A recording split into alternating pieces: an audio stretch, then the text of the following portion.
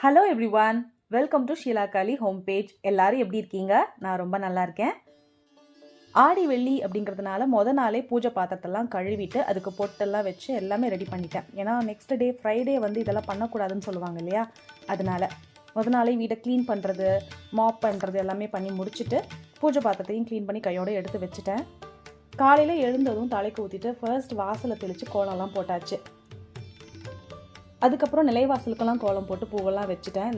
இதெல்லாம் வந்து weekly once தான் நிலைவாசலுக்குலாம் அந்த கோலம் மாற்றுவேன். ரெகுலராலாம் மாற்ற மாட்டேன். வெள்ளிக்கிழமை மட்டும் மாற்றிட்டு விட்டுவேன். அடுத்து நெக்ஸ்ட்டு ஃப்ரைடே வரும்போது தான் அகெயின் சேஞ்ச் பண்ணுவேன். ஃப்ரண்ட்லேயுமே பார்த்தீங்கன்னா கண்ணாடி பிள்ளையார் இருப்பார். அவருக்கு முன்னாடி வந்து ஒரு சின்னதாக ஒரு கோலம் வந்து போட்டிருந்தேன். எப்போவுமே இந்த ஸ்டென்சில்ஸ் இருக்கு இல்லையா, அது மாதிரிலாம் வாங்கி வச்சுருக்கேன் ஒரு 2-3லாம். அந்த டிசைனை வந்து அருக்காலுக்கு நிலைவாசலுக்கு வந்து அந்த டிசைனை போட்டு விட்டுடுவேன். பட் அன்றைக்கி வந்து ஆடி வெள்ளி அப்படிங்கிறதுனால மாக்கோலமாக போட்டுடலாம் அப்படின்னு சொல்லிட்டு போட்டு விட்டுருந்தேன். ஏதோ எனக்கு தெரிஞ்ச மாதிரி சிம்பிளாக போட்டிருந்தேன். இது முடிச்ச கையோட ஸ்டவ்வெல்லாம் க்ளீன் பண்ணி வச்சுட்டு அதுக்குமே வந்து ஒரு சின்னதாக ஒரு மாக்கோலம் மாதிரி ஒன்று போட்டுட்டு பூவெல்லாம் வச்சுட்டேன். இந்த ஸ்டவ்வுக்கு கோலம் போடுறது, பூ போடுறது அப்படிங்கிறதுலாம் நான் ரொம்ப ரேர் தாங்க. இந்த தீபாவளி, பொங்கல், இது மாதிரி முக்கியமான நாள், இந்த ஆடி வெள்ளி, தை வெள்ளி, இல்லை நியூ இயரு, தமிழ் புத்தாண்டு இதெல்லாம் வருது இல்லையா, அந்த மாதிரி சமயத்தில் மட்டும்தான் இங்கெல்லாம் வந்துட்டு நான் கோலம் போடுறது.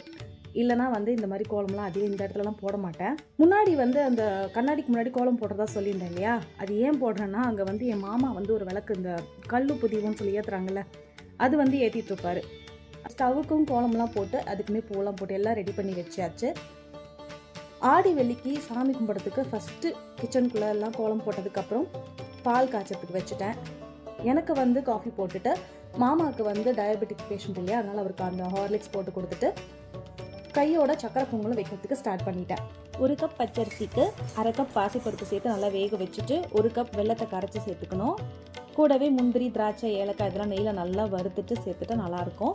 காய்ச்சின பாலை கொஞ்சமாக சேர்த்து கலந்து விட்டிங்கன்னா இன்னுமே டேஸ்ட் நல்லாயிருக்கும் பொங்கலுக்கு. சக்கரை பொங்கல் வச்சுட்டு சைடில் பிரேக்ஃபாஸ்ட் வேலையுமே சேர்த்து செஞ்சுட்டேன். மாமாவும் குளிச்சுட்டு வந்துட்டார். அவருக்கு பிரேக்ஃபாஸ்ட் கொடுத்துட்டு மாத்திரையெல்லாம் எடுத்து கொடுத்துட்டு மிச்சம் இருந்த வேலைகளை அப்படியே கண்டினியூ பண்ண ஆரம்பிச்சிட்டேன்.